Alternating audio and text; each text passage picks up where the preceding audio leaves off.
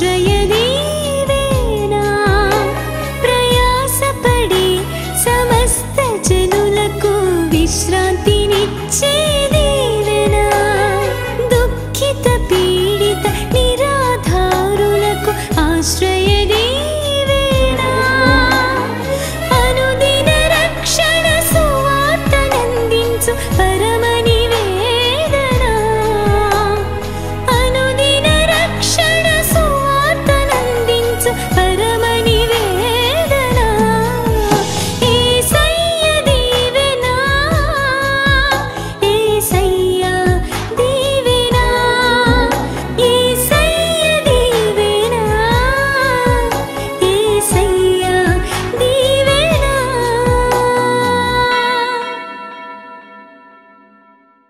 మూడు మాటలు చెప్పాను. ఒకటి చెప్పండి. ఒకటో మాట విని విశ్వసించింది. రెండు దేవుని పిల్లలను చేరదీసింది. మూడు మేలు చేసింది. చెప్పండి. మూడును మేలు చేసింది. నాలుగో మాట యెహోవాను ఘనపరచింది. చెప్పండి ఈ మాట. యెహోవాను గొప్ప చేసింది. స్తోత్రం చెప్పండి.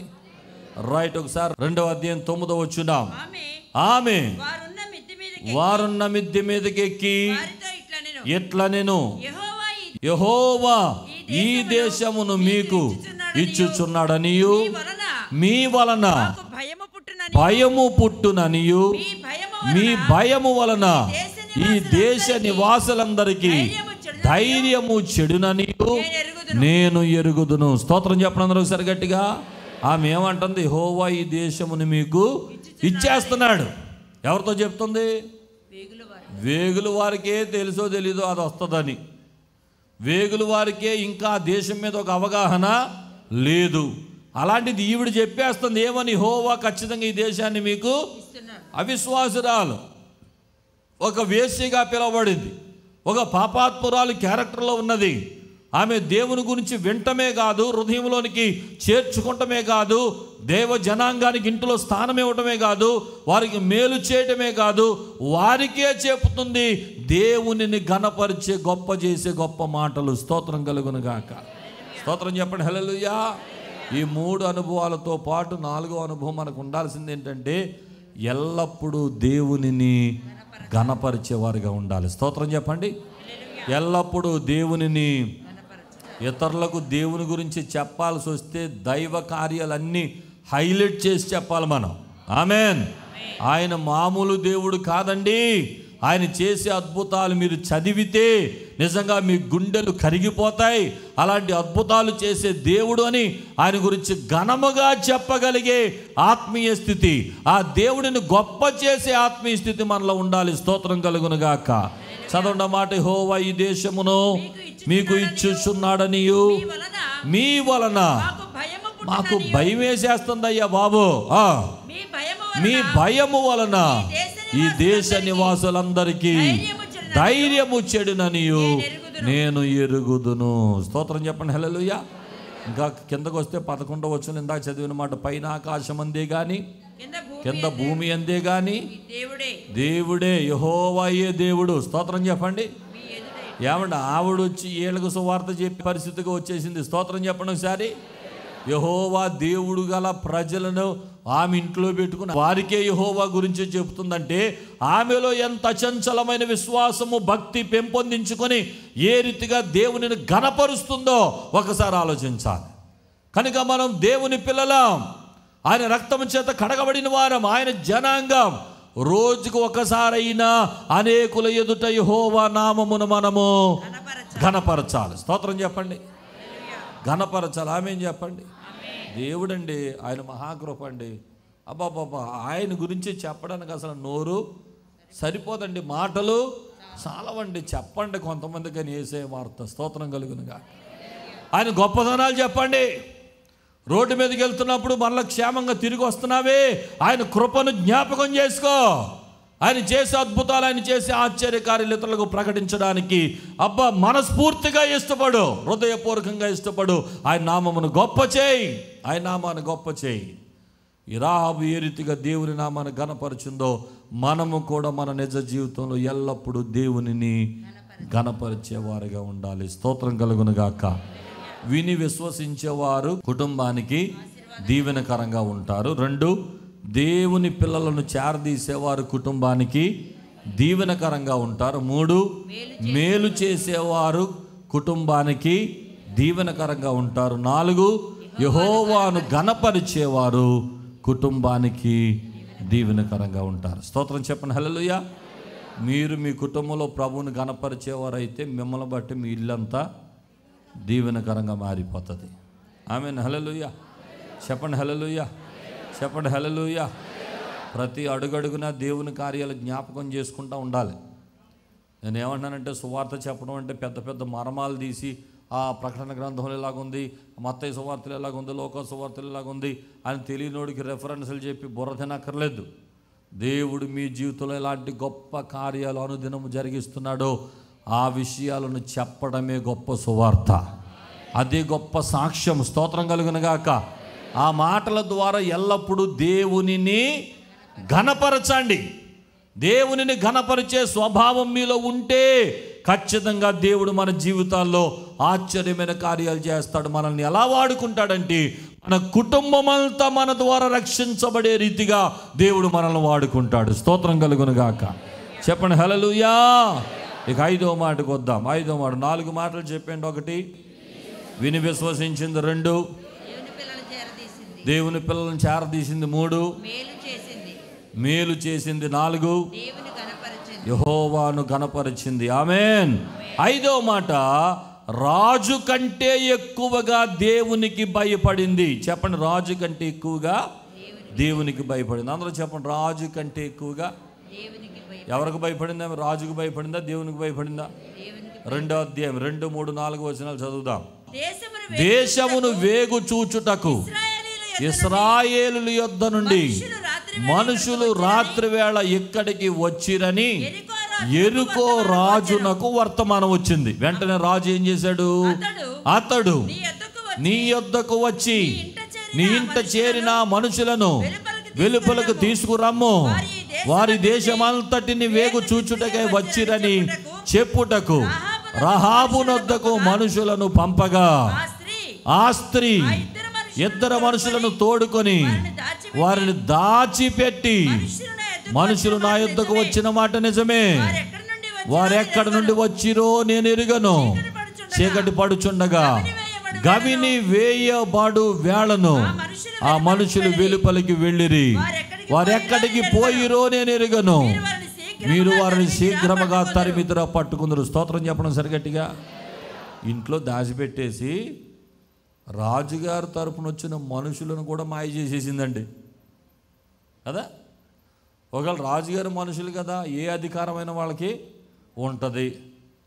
అరే ఇంట్లో పెట్టుకుని దాసి అబద్ధాలు ఆడుతుందనో అనుమానం వస్తే ఒకసారి ఇల్లంతా వెతికితే వాళ్ళు దొరికేస్తే ఈవిడి పని ఏంటి చెప్పండి? దేశద్రోహం అది. చెప్పండి, ఏ ద్రోహం? ఉండనిస్తారా? మన దేశానికి కీడు చేసేలాగా ఇతరులను కాపాడి ప్రోత్సహించి మన దేశం మీదకి ఈ రీతిగా కీడు చేసిన ఈ స్త్రీ బ్రతకనిస్తారా? బ్రతకనివ్వరు. అంటే ఆమె ముందు ఏముంది? మరణం ఉందని చెప్పాలి. చెప్పండి, ఏముందా ముందు? ఒకవేళ అబద్ధం చెప్పారన్న విషయం వాడికి తెలిస్తే ఖచ్చితంగా ఈ స్త్రీ చచ్చిపోతుంది. ఆమెకు మరణమే ఉంది. కానీ భయపడిందా మరణానికి? రాజు శాసనానికి భయపడిందా? రాజుకు భయపడిందా? కానీ ఎవరికి భయపడింది? దేవునికి భయపడింది. స్తోత్రం చెప్పండి ఒకసారి గట్టిగా, ఇంకా గట్టిగా స్తోత్రం చెప్పండి. మన జీవితంలో ఎలాంటి పరిస్థితులు ఎదురైనా, ఎన్ని కష్టాలు వచ్చినా, ఎన్ని శోధనలు వచ్చినా, ఎన్ని ఇరుకులు వచ్చినా, ఎన్ని ఇబ్బందులు వచ్చినా, ఎన్ని అవమానాలు వచ్చినా, ఎన్ని నిందలు వచ్చినా మనం భయపడాల్సింది ఎవరికి? గట్టిగా చెప్పండి. మనుషులకు భయపడాల్సిన అవసరమో, రాజులకు భయపడాల్సిన అవసరమో, నరులకు భయపడాల్సిన అవసరమో లేదు. మనం దేవునికి భయపడితే దేవుడు అన్ని సమస్తం సమకూడి జరిగిస్తాడు. స్తోత్రం చెప్పండి. కొంతమందికి మొహమాటాలు, మనుషుల దగ్గర ఇష్టం వచ్చినట్టు మాట్లాడేస్తారు, ఏది పడుతుంది. ఎందుకంటే భయం, అవతలంటే భయం, అందుకు మాట్లాడేస్తారు. ఏది పడితే చెప్తూ ఉంటారు. దేవుని నామానికి అవమానకరంగా ప్రవర్తిస్తూ ఉంటారు. దేవుని నామానికి కీడు తెచ్చే రీతిగా ప్రవర్తిస్తూ ఉంటారు. మీరు దీవించబడరు, మీ ఇంటి వారికి దీవెనకరంగా ఉండలేరు. మీరు దీవించబడాలంటే దేవుని నిమిత్తమై, ఆయన పని నిమిత్తమై యథార్థంగా ఉండాలి. ఎవరికీ భయపడాల్సిన అవసరం లేదు. మన జీవించున్నంత కాలము దేవునికి మాత్రమే భయపడాలి. స్తోత్రం చెప్పండి. హల్లెలూయా, హల్లెలూయా, హల్లెలూయా, హల్లెలూయా, హల్లెలూయా. రేపు రాబోయే కాలం ఇంకా భయంకరమైన గొడ్డు కాలం.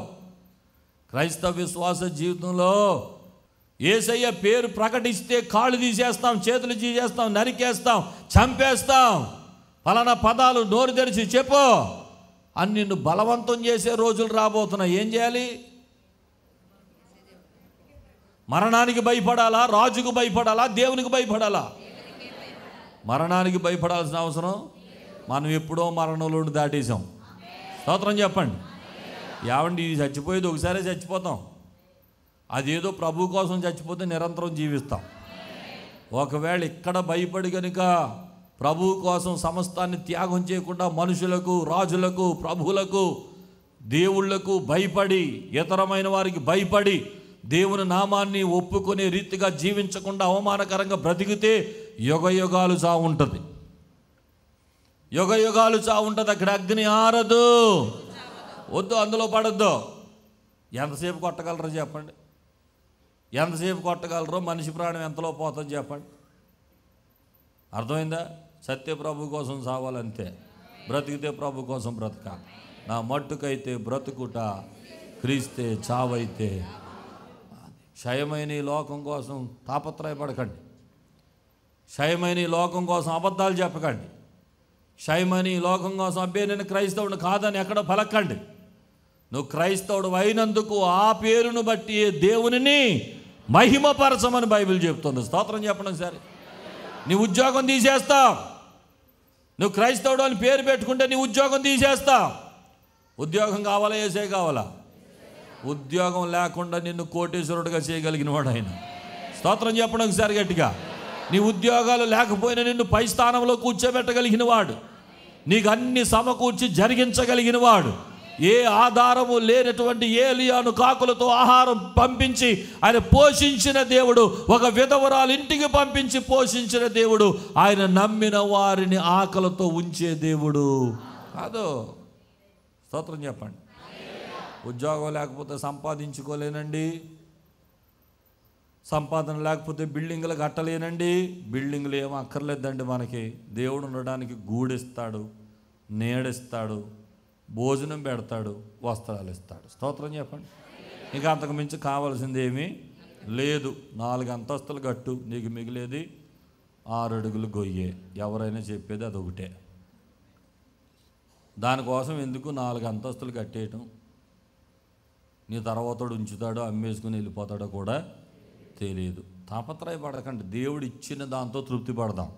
ఆమేన్ చెప్పండి. ప్రభు ఇచ్చిన దాంతో సంతృప్తి పడదాం. ఎప్పుడు ప్రభువు కోసమే బ్రతుకుదాం. ఆమేన్ చెప్పండి. ఈ లోకంలో స్థిరమైన ఇల్లు మనకు లేవు, కానీ మనకు ఒక స్థిరమైన నివాసం ఉంది. దానికోసం ఎదురు చూడండి. దానికోసం ఎదురు చూచేవాడు భూమి మీద ఉన్నంత కాలం ఆయన నామమును ఒప్పుకొని తీరాల్సిందే. ఆయన నామము కొరకు బ్రతకాల్సిందే. ఈ విషయంలో రాజులకు, అధికారులకు, నాయకులకు, మనుషులకు ఎవరికి భయపడాల్సిన అవసరము లేదు. స్తోత్రం కలుగునుగాక. ఆమె రాజు కన్నా ఎక్కువగా దేవునికి భయపడింది. చెప్పండి, రాజు కన్నా ఎక్కువగా. అంతకుముందే స్టేట్మెంట్లు ఇచ్చింది కదా, మీ దేవుడు చేసే కార్యాలు చూస్తే మా గుండెలు కరిగిపోయాయి. అంత గుండెలు కరిగిపోయేలాగా అద్భుతాలు చేసిన దేవుడు ఎక్కువ లేకపోతే రాజు ఎక్కువ? ఆమె డిసైడ్ అయిపోయింది. అలాంటి దేవుడు పంపిన మనుషులు నా ఇంటికి వస్తే, నేను రక్షణ పొందడానికి అవకాశం వస్తే, నేను ఉగ్రత నుండి తప్పించబట్టడానికి అవకాశం వస్తే, ఈ అవకాశాన్ని సద్వినియోగం చేసుకుంటే ఇప్పుడు నేను రాజుకు అప్పగించేస్తే నాకు వచ్చే రక్షణ కూడా పోతుంది కదా. అక్కర్లేదు, రాజుకు భయపడక్కర్లేదు, దేవునికి భయపడదా. ఒక మంచి నిర్ణయం తీసుకుంది. ఆమె జీవితంలో ఉగ్రత నుండి తప్పించబడింది. స్తోత్రం కలుగునుగాక. మంచి నిర్ణయాలు తీసుకోండి. అందరూ చెప్పండి మాట. కొంచెం గట్టిగా చెప్పండి, గట్టిగా చెప్పండి. యుగ యుగాలు ఆయన దగ్గర ఉండబోతున్నాం. ఆయన కోసమే బ్రతుకుదాం. ఆమేన్, హల్లెలూయా. కాబట్టి రాజు కంటే ఎక్కువగా దేవునికి భయపడింది. స్తోత్రం కలుగునుగాక. ఎవరు ఎక్కువగా దేవునికి భయపడతారో మనుషులందరికంటే ఎక్కువగా ఎవరు దేవునికి భయపడతారో వారు వారి కుటుంబాలకు దీవెనకరంగా మార్చబడతారు. స్తోత్రం కలుగును గాక. ఇక 6వ మాట, 2 మాటలు క్లుప్తంగా చెప్పి ముగిస్తాను. 6వ మాట, ఆమె విన్నపము చేసింది. చెప్పండి ఈ మాట. 12వ వచనం, 2వ అధ్యాయం 12వ వచనం.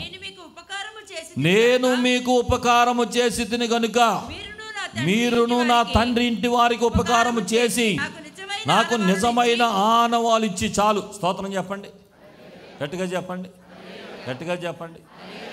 ఆమె ఒక మేలు చేసింది కాబట్టి ఆమె వాడేసుకుందాళ్ళని. స్తోత్రం చెప్పండి. ఎలా ఉపయోగించుకుందంటే, నేను నీకు మేలు చేశాను కాబట్టి నాకు ఒకే ఒక ఆశ, ఈ ఉగ్రతలో నేను నా కుటుంబం నశించిపోకూడదు. ఆమెన్. మీరు కూడా ఇప్పుడు నాకు మేలు చేయాలి. విన్నపం, ఒక ప్రార్థన. ఏమంటే చాలామంది చాలా సంవత్సరాలుగా ప్రభుతో ఉంటారు కానీ ఇంకా ప్రార్థన చేయటం రాదు, విన్నపం చేయటం రాదు, అడగటం రాదు. అడగకపోతే నువ్వు ఏది పొందలేవు. ప్రభు దగ్గరకు వచ్చిన తర్వాత ఆయన కాళ్ళు పట్టేసుకోవాలి. ఇక ప్రభు నీకు దొరికిన కాలమందు సమీపంగా ఉన్నప్పుడే ఆయనను వేడుకోవాలి, ఆయన దగ్గర విజ్ఞాపన చేయాలి, ప్రార్థన చేయాలి. ప్రార్థనా సమయాలు పోగొట్టుకోకూడదు. స్తోత్రం కలుగును గాక. ఎవరు ప్రార్థన చేసేవారుగా ఉంటారో వారు వారి కుటుంబానికి దీవెనకరంగా ఉంటారు. స్తోత్రం చెప్పండి. రావాలి, దేవుని సన్నిధికి పరుగులు పెట్టాలి, దేవుని సన్నిధికి ఆసక్తితో ఉండాలి. ఇది చిన్న సమస్య కాదు, చాలా పెద్ద సమస్య. రానున్న రోజుల్లో ఉగ్రత అనేది చిన్న సమస్య కాదు, చాలా పెద్ద సమస్య. అగ్ని ఆరదు, పురుగు చావదనేది చిన్న సమస్య కాదు, చాలా పెద్ద సమస్య. ఈ ఉగ్రతలో నీవు నీ ఇంటి వారు రక్షించబడాలంటే ప్రభు దగ్గరికి రావాలి, ఆయన దగ్గర విన్నపం చేయాలి, ఆయన దగ్గర మొర్ర పెట్టాలి, ఆయన దగ్గర మోకరించాలి, ఆయన దగ్గర ప్రార్థన చేయాలి, ఆయనకి విజ్ఞాపన చేయాలి. ఎప్పుడైతే అలా చేస్తామో అప్పుడు దేవుడు మనతో పాటు మన కుటుంబాన్ని కూడా రక్షిస్తాడు. ఆమేన్. హల్లెలూయా చెప్పండి, హల్లెలూయా. ఇప్పుడు నీవు దీవెనకరంగా ఉండటం కాదు, నీతో పాటు నీ ఇంటి వారందరికీ దీవెనకరంగా ఉంటారు. నీవు దీవించబడటం కాదు, నీతో పాటు నీ ఇంటి వారందరికీ దీవెనకరంగా మారాలి. స్తోత్రం చెప్పండి, హల్లెలూయా. ఇక ఆఖరి మాట, చివరి మాట, 7వ మాట, ఎర్రని దారము కట్టింది. చెప్పండి 7వ మాట, కొంచెం గట్టిగా చెప్పండి. 2వ అధ్యాయం 18వ వచనం. దించిన ఈ కిటికీకి ఎర్రని దారము కట్టి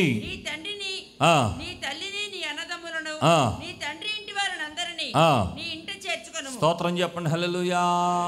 వాళ్ళు చెప్పిన మాట ఏంటంటే ఎర్రని దారం కట్టు. ఈ ఎర్రని దారము దేనికి సూచన అంటే పస్కా గొర్రె పిల్లకు ఇది ఒక సమానమైన సూచన. స్తోత్రం కలుగును గాక. ఆ రోజున ఇశ్రాయేలు దేవుని తీర్పు నుండి తప్పించబడడానికి వారి ద్వార బంధాల మీద ఏ రీతిగా ఎర్రని రక్తము వారు పూశారో, ఎర్రని దారము కూడా పాత నిబంధన గ్రంథంలో ఉన్న ఎర్రని దారము కూడా పస్కా పశువైన యేసు ప్రభు రక్తానికి ఇది సాదృశ్యం. స్తోత్రం కలుగును గాక. చెప్పండి, హల్లెలూయా. ఎవరు తమ ఇంటి వారిని రక్షించుకుంటారు అని అడిగితే, ఎవరు గొర్రె పిల్ల రక్తములో కడగబడతారో, ఎవరు గొర్రె పిల్ల రక్తములో విమోచించబడతారో, ఎవరు గొర్రె పిల్ల రక్తములో తమ పాపము వస్త్రములు ఉతుకుకొని పవిత్రం చేసుకొని వారి జీవితాలు ప్రభుకు సమర్పించి రక్షణ పొంది బాప్తిసం తీసుకొని ఆయన బిడ్డలుగా చేర్చబడతారో వారు వారింటి వారందరికీ దీవెనకరంగా మార్చబడతారు. స్తోత్రం చెప్పండి. కనుక విన్నారు, విశ్వసించారు. రెండవది దేవుని పిల్లలను చేర్చుకుంటున్నారు. మూడవది మేలు చేస్తున్నారు. నాలుగవది యెహోవాను ఘనపరుస్తున్నారు, గొప్ప చేస్తున్నారు, మందిరానికి వస్తున్నారు, పాటలు పాడుతున్నారు.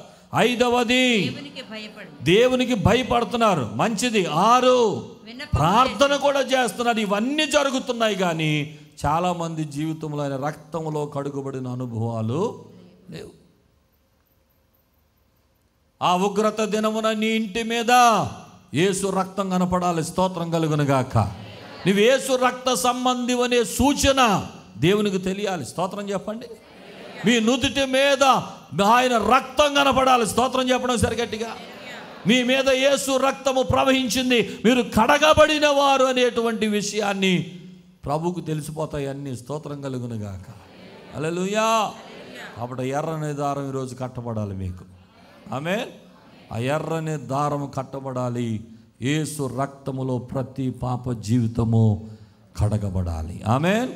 ఇంకా ఎవరైనా అలా రక్షణ పొందకపోతే, ఆ ఎర్రని దారము అనబడిన యేసు రక్తము చేత మీరు విమోచించబడకపోతే, ఈరోజు మీరు చేయాల్సిన ప్రార్థన, ప్రభువా ఇంతకాలం నిర్లక్ష్యం చేస్తూ వచ్చాను, నువ్వు సమీపంగా ఉండగానే నిన్ను వేడుకోవాలి, నిన్ను పట్టుకోవాలి, అది నాకు తెలిసి కూడా చాలాసార్లు నా రక్షణ విషయంలో నేను చేతులారా చేజారు విడుచుకుంటూ వస్తున్నాను, నన్ను క్షమించండి. ఇక ఇది మిక్కిలి అనుకూల సమయం, ఇది రక్షణ దినం. ఎంత గొప్ప రక్షణను నిర్లక్ష్యం చేసినడలా ఎలాగ తప్పించుకుంటావు?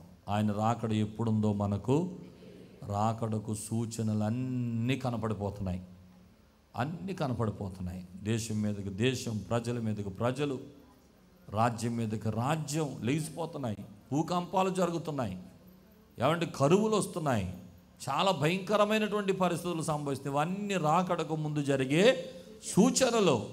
ఎంత స్పష్టంగా దేవుని రాకడ సూచనలు చూస్తూ కూడా ఆ ఉగ్రత దినమున తప్పించబడలేని పరిస్థితులు వెళ్ళిపోతే ఎన్నాళ్ళు నువ్వు చేసిన ఆరాధన వల్ల ఉపయోగము లేదు.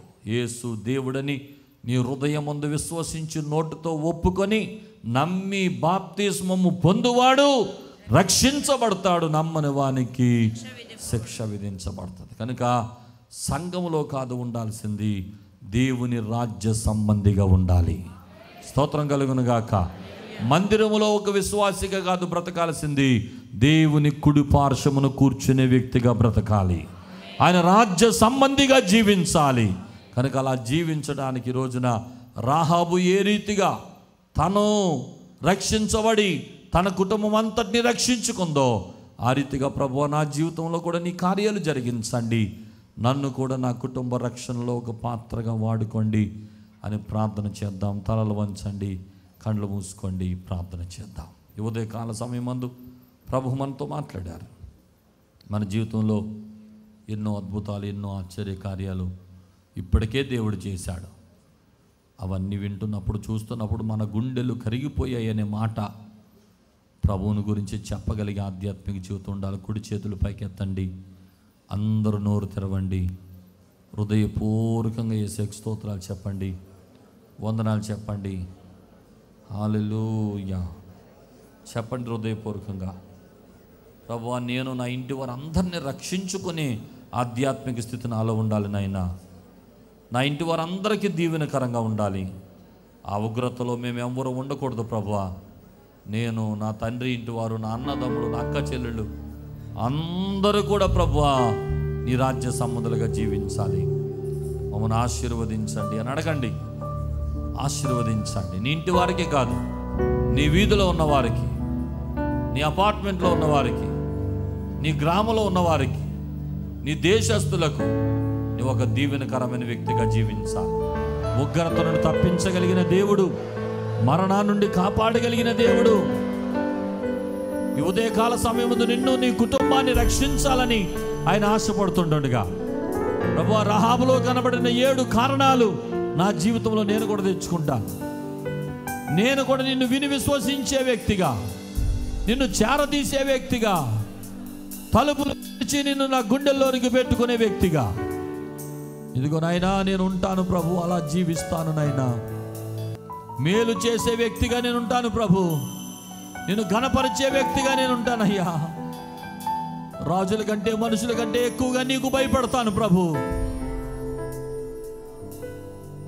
నీకు విన్నపాలు చేసి ప్రార్థించే వ్యక్తిగా ఉంటానయ్యా. నీ రక్తంలో కడగబడిన వ్యక్తిగా నేను కనబడతాను తండ్రి. నా కుటుంబాన్ని రక్షించండి, నేను అనేకుల రక్షణకు కారకునిగా ఉండే కృపద ఇచ్చేయండి. అలా ఎవరు కోరుకుంటున్నారో వారు మీ గుడి హస్తాలపైకి ఎత్తండి, చిన్న ప్రార్థన చేస్తాను. పరమ తండ్రి, ఈ ఉదయకాలం చేతులెత్తిన ప్రతి బిడ్డను దీవించండి. ఒక మనిషి మాట్లాడితే ఎవరు స్పందించరయ్యా, మీరు మాట్లాడారు కనుక ఎంతమంది బిడ్డలు స్పందించి వారు చేతులెత్తారు. ప్రేమైన బిడ్డలందరినీ ఆశీర్వదించండి. నీ రాకడ దినమున ఎవరు ఉగ్రతలో ఉండకూడదు నాయనా, ఎవరు అగ్నిలో పడకూడదు నాయనా. ఆ రీతిగా మమ్మల్ని రక్షించండి యేసయ్యా, మమ్మల్ని కాపాడండి యేసయ్యా, మమ్మల్ని బలపరచండి యేసయ్యా, మా ఇంటి వారిని కాపాడండి. నేను దీవించబడటం కాదు, నేను అనేకులకు దీవెనకరంగా ఉండాలి, అనేకులకు ఆశీర్వాదకరంగా ఉండాలి. ఆ రీతిగా నా జీవితాన్ని మలిచి నీకు ఇష్టమైన పాత్రగా నిలబెట్టుకుని మీరే మహిమను పొందండి. యేసయ్య నామమును వేడుకొని ప్రార్థిస్తున్నా మా పరమ తండ్రి. ఆమేన్, ఆమేన్, ఆమేన్. మా చిరునామా పాస్టర్ ఎం జ్యోతిరాజు, శాంతినగర్, ఏలూరు 534007, పశ్చిమ గోదావరి జిల్లా, Andhra Pradesh. Our address pastor M Jyothiraju, Shantinagar, Eluru 534007, west Godavari district, Andhra Pradesh.